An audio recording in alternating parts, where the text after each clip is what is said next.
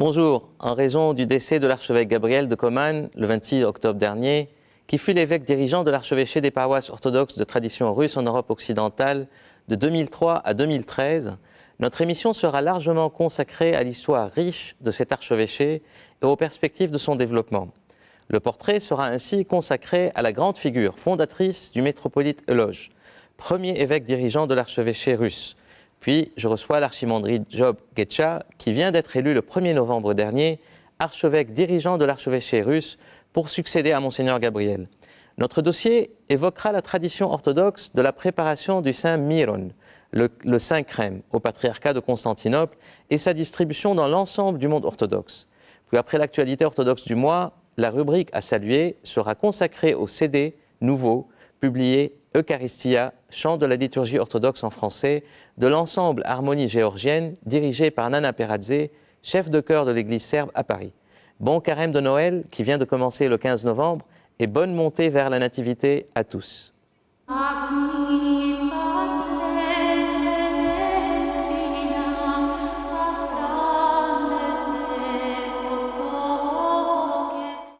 Je suis né à Pâques le 10 avril 1868, dans un village de la Russie profonde appelé Somov, canton de Doev, département de Toula, et situé sur la grande route entre Belev et Odoev. Au Saint-Baptême, je reçus le nom de Basile. Mon père, Semyon Ivanovitch Georgovski, était prêtre de campagne. D'un naturel joyeux, heureux, communicatif, il avait une âme bonne, douce et poétique. Il aimait le chant, la musique, la poésie. C'est ainsi que s'exprime le métropolite Eloge, la figure fondatrice de l'archevêché orthodoxe russe en Europe occidentale, une des personnalités les plus marquantes de l'orthodoxie ici et maintenant. Dans le livre qui lui est consacré, Le chemin de ma vie, mémoire du métropolite Eloge, publié en 2005 aux éditions Presse Saint-Serge, Institut de théologie orthodoxe. Le métropolite Eloge naquit en 1868 et reçut le nom de Basile à son baptême.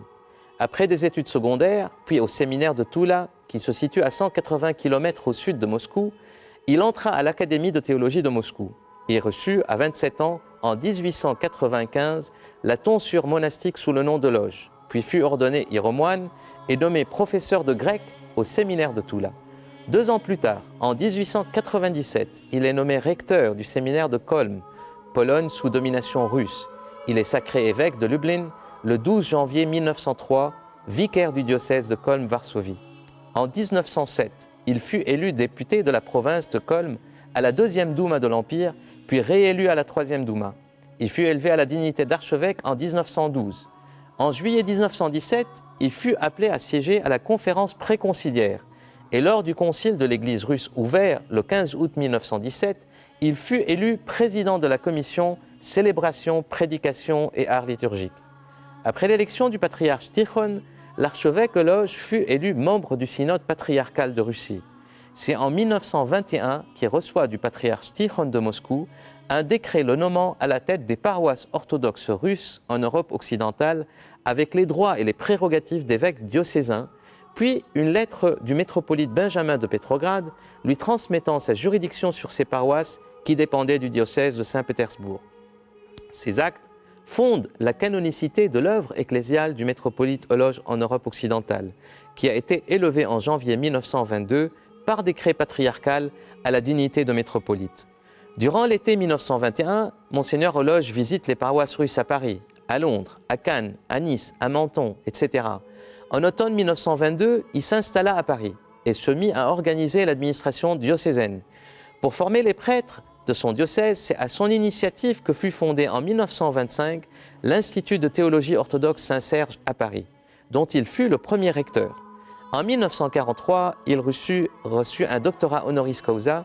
Partout en Europe, des paroisses furent fondées, qui, selon les sources diocésaines, devaient atteindre plus de 110 paroisses ou communautés, de la Finlande au Maroc, de Londres à Florence, de la Hollande en Tchécoslovaquie, en Allemagne, et avec peut-être plus de 70 paroisses en France. Des personnalités orthodoxes, comme Saint-Mère Marie Skopskov, s'épanouirent en diaconie sous son homophore. Il fut ouvert aussi très tôt à la question de la célébration en français et soutint le père Lev Gillet, un moine de l'église d'Orient, dans son œuvre à cet égard. Monseigneur Eloge était assisté par plusieurs évêques auxiliaires dans son diocèse. C'est en 1927, suite au conflit avec le patriarcat de Moscou, concernant l'engagement exigé de Moscou de loyauté envers le régime soviétique, que le métropolite Lodge, qui assura de son total apolitisme, devait être amené en 1930 à faire appel au patriarche œcuménique. Il se rendit à Constantinople auprès du patriarche Photios II, qui lui apporta son soutien à tout point de vue et le prit sous son obédience avec le titre d'exarque dans le cadre d'un exarcat provisoire pour les paroisses russes en Europe occidentale.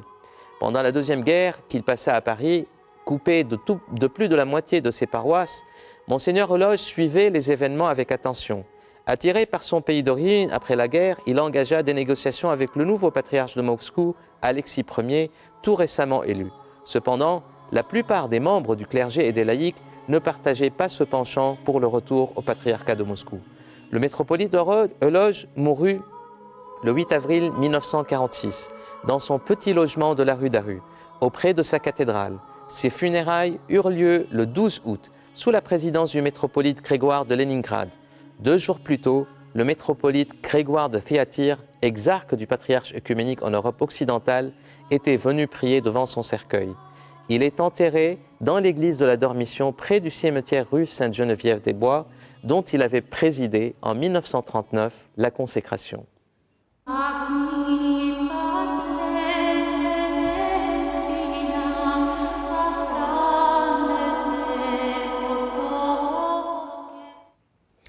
L'histoire de l'archevêché des églises orthodoxes russes en Europe occidentale, exarcat du patriarcat œcuménique, dont le siège est à Paris, est emblématique de l'histoire de l'orthodoxie locale en France. Elle est faite de ruptures et de continuité. Depuis les premières émigrations russes au lendemain de la révolution soviétique, plusieurs générations se sont succédées et ont œuvré au rayonnement et à l'intégration de l'orthodoxie ici et maintenant. La fondation de l'Institut de théologie orthodoxe Saint-Serge à Paris en 1925, dans le giron de l'archevêché, un institut qui a été le socle et la plateforme qui a permis le développement de la pensée théologique orthodoxe au XXe siècle, et ce, en dépit des épreuves et des vicissitudes de l'histoire, est une réalisation importante majeure de l'archevêché.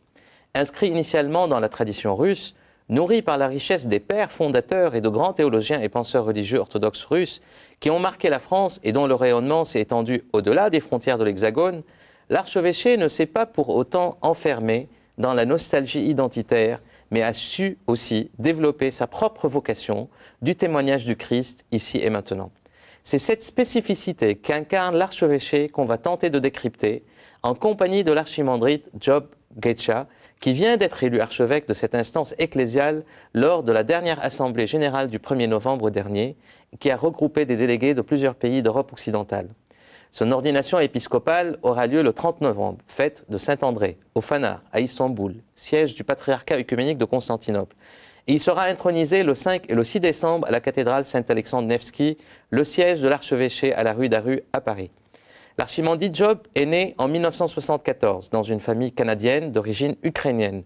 Il est docteur en théologie orthodoxe à la fois de l'Institut de théologie orthodoxe Saint-Serge et de l'Institut catholique de Paris. Diacre en 1996, puis tonsuré moine au Petit Habit par l'archimandrite Placide de Sey au monastère Saint-Antoine-le-Grand à Saint-Laurent-en-Royan en France, puis ordonné prêtre en 2003 par feu l'archevêque Gabriel de Coman. Il a été doyen de l'Institut Saint-Serge de 2005 à 2007, puis depuis 2009, professeur de théologie liturgique et dogmatique à l'Institut d'études supérieures auprès du Centre orthodoxe du patriarcat œcuménique à Chambézy, près de Genève. Il maîtrise plusieurs langues vivantes, français, anglais, russe, ukrainien et grec. Il est l'auteur d'un des livres, devenu un livre de référence, le Typicon décrypté, Manuel de liturgie byzantine, édition Cerf, 2009. Père Job, bonjour. Bonjour Carole. Je voudrais quand même qu'on commence un peu par la perspective historique, c'est important, parce que l'histoire de l'archevêché est quelque part liée un peu à toute l'histoire, je dirais, de l'émigration russe après la révolution soviétique et la grande épreuve qu'a vécue le peuple russe à partir de 1917 et par la suite. Comment vous pouvez situer un peu ce contexte historique et puis un peu les grandes étapes que l'archevêché a dû traverser dans son histoire pendant le XXe siècle?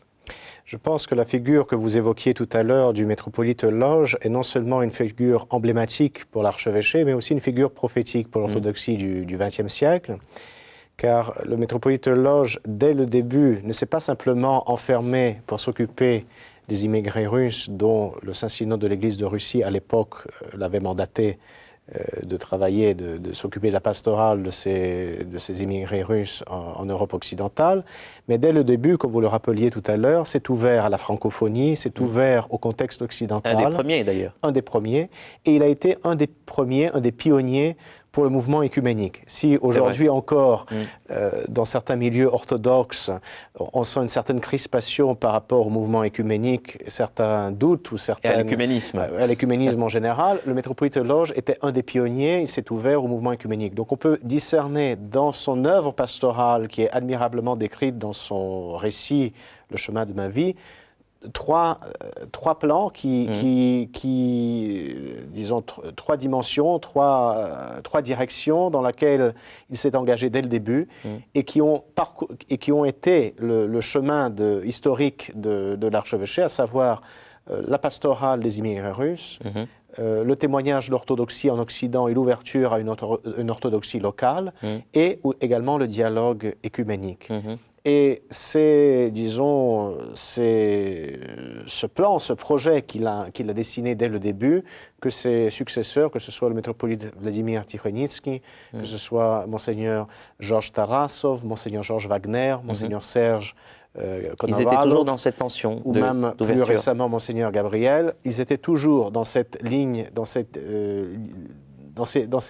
disons, ce programme à trois niveaux, qui demeure actuel, car malgré, nous ne faisons pas simplement l'histoire par nostalgie du passé, l'histoire nous enseigne pour nous aujourd'hui, ici et maintenant, comme vous le rappelez toujours, ces trois directions demeurent pour nous actuelles, car aujourd'hui, on pourrait dire même encore plus qu'il y a 10 ans, qu'il y a 20 ans, nous avons de nouveau l'arrivée d'immigrés qui viennent d'Europe de l'Est, qui sont russophones, dont l'Église orthodoxe doit s'occuper. C'est des nouvelles vagues d'immigration. Une nouvelle vague d'immigration. Nous avons maintenant la deuxième, voire la troisième génération d'orthodoxes nés en France, d'origine française. Intégrés dans la société française. Ou dans d'autres pays, que ce soit l'Angleterre, les Pays-Bas, la Scandinavie, intégrés localement. Et puis, nous cohabitons avec d'autres confessions chrétiennes. L'existence, par exemple, de cette émission dans une chaîne de télévision catholique montre comment les orthodoxes peuvent collaborer étroitement avec des chrétiens d'autres confessions. Et là, la figure du métropolite Lodge a été non seulement prophétique, mais elle est pour nous un modèle, un exemple pour notre œuvre aujourd'hui. Comment vous appréciez un peu, peut-être, parce qu'il y a eu quand même des cycles où il y avait parfois des retours à Moscou, des volontés de la part du métropolite Lodge. Est-ce que c'était une nostalgie, par exemple, dans les années 40, un peu par rapport à la guerre, à la Deuxième Guerre mondiale, des difficultés que le peuple russe a vécues à l'époque, de ce retour qui n'a pas été suivi d'ailleurs, en fait, par... Tout à fait. Disons... il y a eu évidemment les contextes politiques qui variaient. Donc il y a eu tantôt un réchauffement, tantôt un refroidissement des relations. Il y avait aussi dans la première vague d'immigration, était une vague d'immigration qui se disait que leur séjour à l'étranger n'était que temporaire.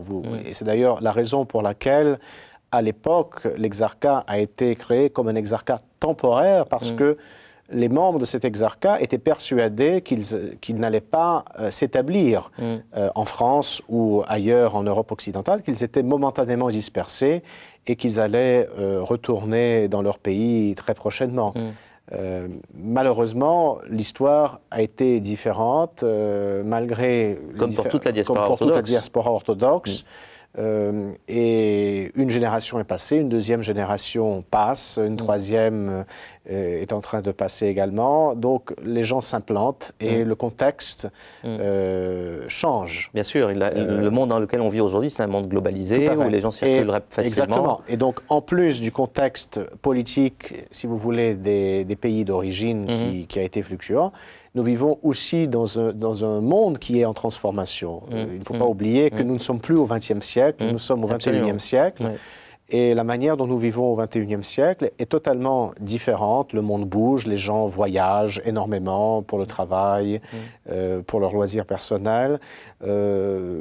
Maintenant, avec toutes les technologies de communication, le monde est devenu un petit village. Absolument. Donc tout cela influence la vie de l'Église, et non, pas seulement la société, mais la vie de l'Église également. Très bien. L'archevêché, rapidement, pour parler un peu de... Parce que l'archevêché aussi, c'est un peu le creuset, c'est un peu le socle sur lequel s'est développé et s'est épanoui ce qu'on appelle habituellement en fait l'école de Paris. Tout à fait. Parce que l'Institut Saint-Serge, qui était d'ailleurs en fait quelque chose de très important, une des œuvres du métropolite Loge, a su attirer des penseurs, des intellectuels, des théologiens de renom. Et donc cette école de Paris, quels sont les noms, en grand, les personnalités qui ont contribué à ce développement en fait, de la pensée théologique pendant le XXe siècle? Tout à fait. La théologie orthodoxe au XXe siècle, dans son ensemble, si on parle pas simplement de la théologie orthodoxe russe, mais de la théologie orthodoxe dans son ensemble, c'est avant tout et en premier lieu l'école de Paris, c'est avant tout Saint-Serge, avec des grandes figures, que ce soit dans la théologie un peu plus spéculative, comme le père Serge Bulgakov, qui a été le premier doyen, et son disciple Léon Zander, et leur continuateur Paul Evdokimov, ou dans la théologie un peu plus patristique ou un peu plus historique, le professeur Kartachov, Georges Florovsky et ses continuateurs, le père Jean Meyendorf, le père Alexandre Schmemann, Monseigneur Cassien Bezobrazov, qui était le grand exégète du Nouveau Testament, le père Alexis Kniazev pour l'Ancien Testament, également sur le plan de la liturgie, de l'ecclésiologie, le père Cyprien Kern et Nicolas Afanassiev, qui a été une des grandes figures du renouveau de l'ecclésiologie eucharistique, qui a tant marqué non seulement la théologie orthodoxe du XXe siècle, mais aussi l'ecclésiologie catholique romaine et le Concile Vatican II.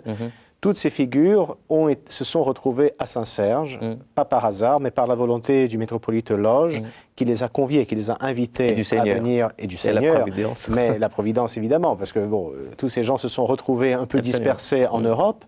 Mais ce projet, le premier projet, était né, avait été évoqué lorsqu'ils étaient plus ou moins tous, pas tous, mais une grande partie s'étaient retrouvés à Prague, dans leur migration vers l'Europe occidentale, graduelle.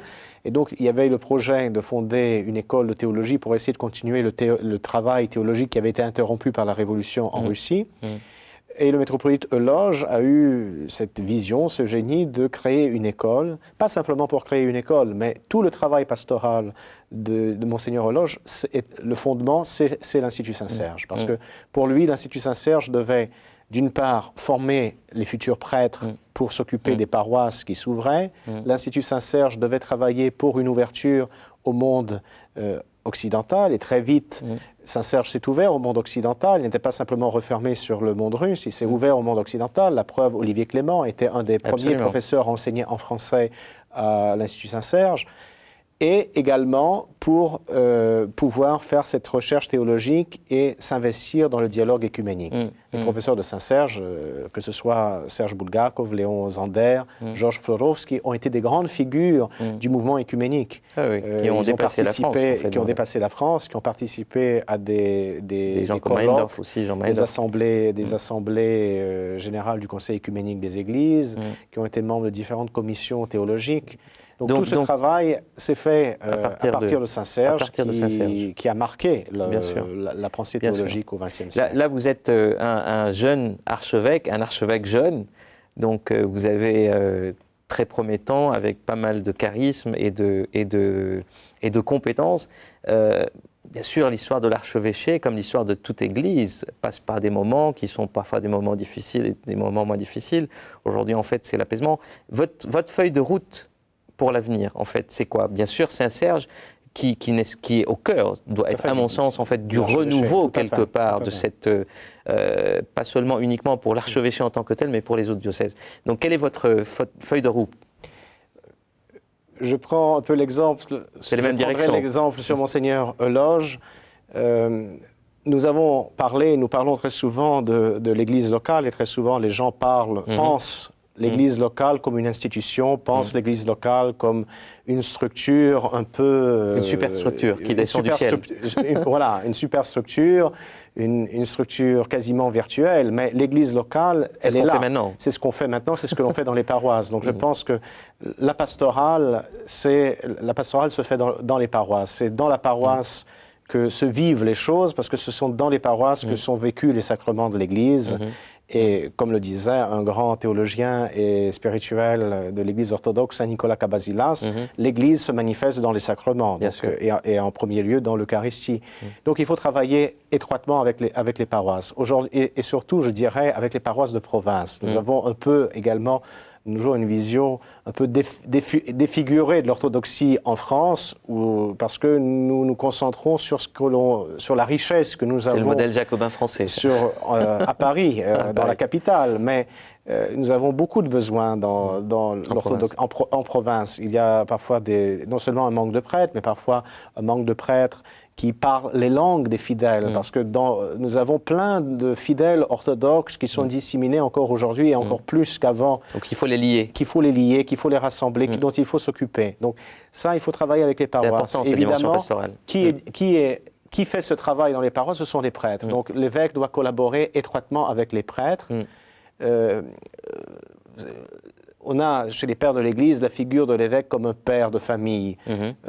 Dans la famille est très grande, dans l'Église, notre famille est très grande, et justement, l'évêque est là pour aider les prêtres, soutenir les prêtres, conseiller les prêtres, aider les prêtres dans leur pastoral, les soutenir. Donc, du bon pasteur. Un travail étroit avec les paroisses, un travail étroit avec les prêtres de paroisse, mais aussi, puisque nous sommes ici, l'archevêché n'est pas la seule église orthodoxe, la seule juridiction présente en France, dans ce travail pastoral, dans l'esprit de la 4e conférence panorthodoxe préconciliaire de Chambézy en 2009 sur la diaspora orthodoxe, nous devons collaborer aussi avec les autres juridictions orthodoxes présentes en France, étroitement dans cette œuvre pastorale de l'orthodoxie locale.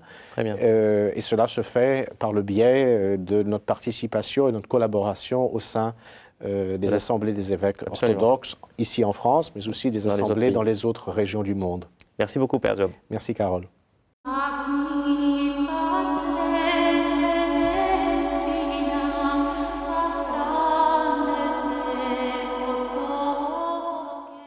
La tradition de préparation de la Sainte Crème est une tradition très ancienne dans l'Église.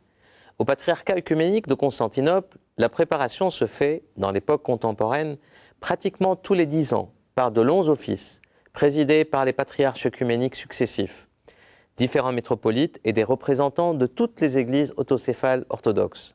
C'est à partir de 1833, avec le pontificat du patriarche Constantin Ier, que les célébrations ont été initiées et programmées tous les 10 ans pratiquement. Dans le pontificat de sa sainteté, le patriarche Bartholomée, il y a eu déjà 3 préparations, en 1992, en 2002 et puis dernièrement en 2012.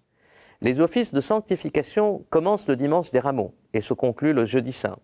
Puis les réserves de Myron sont distribuées à partir de Constantinople à toutes les églises orthodoxes. L'huile sainte et la sainte crème devient ainsi un sceau aussi de l'unité et de la communion entre les différentes églises orthodoxes.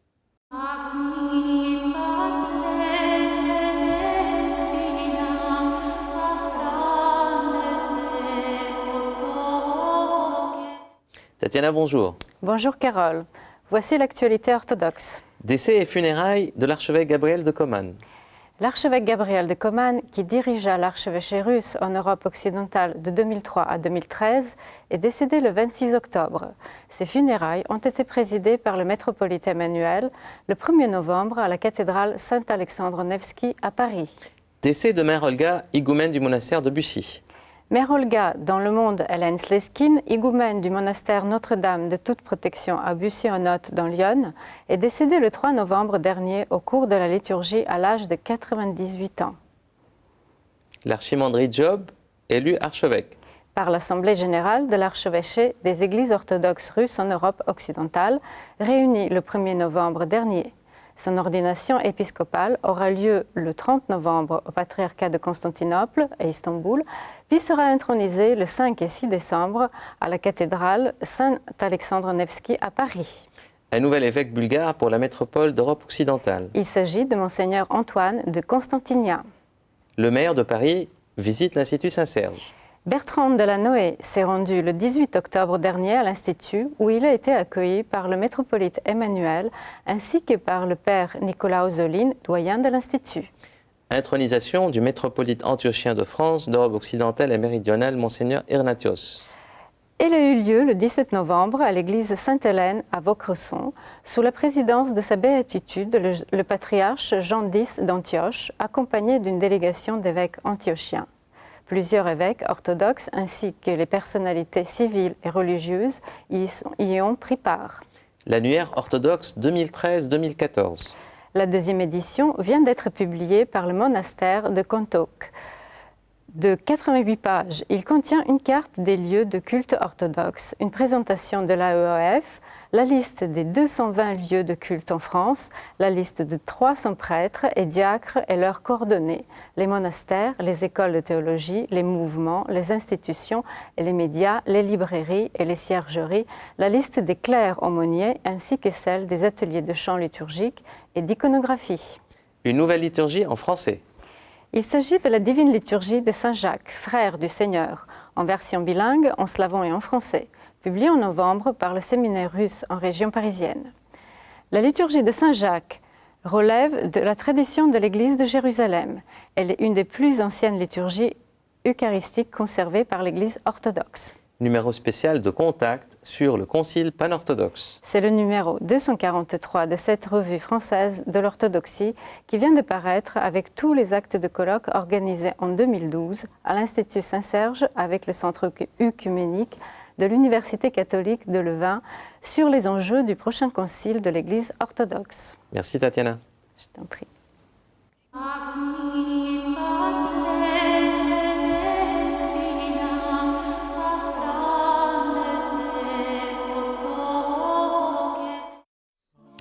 L'orthodoxie ici et maintenant, votre émission, doit son jingle au protochante Anena Peradze, qui est le protochante et musicienne d'origine géorgienne et chef de chœur de la cathédrale serbe Saint-Sava à Paris.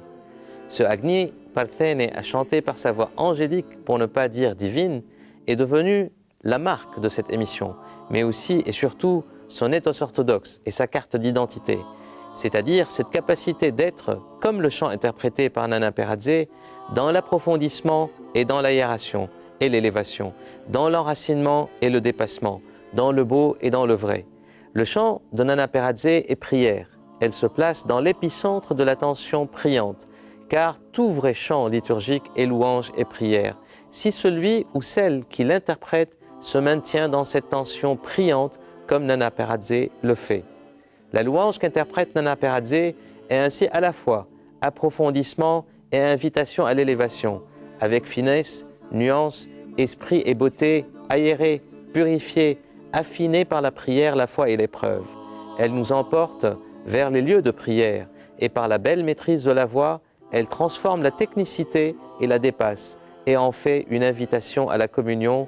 Tout devient alors un ciel nouveau, une véritable action de grâce, une Eucharistie qui édifie et élève, un véritable lien entre ce bas monde et les cimes les plus élevées qui aspirent à la contemplation de l'unique nécessaire. Comment alors ne pas saluer la sortie récente du nouveau CD de l'ensemble Harmonie géorgienne dirigé par Nana Peradze et publié par Jade, le principal éditeur de chants chorales chrétiens. L'orthodoxie ici et maintenant, dans ce qu'elle a de plus et de plus actuel et de plus vrai et de plus beau, vous le ressentirez en écoutant ce CD. Je vous invite et vous encourage, pour votre bien, à le faire sans tarder. À la prochaine émission.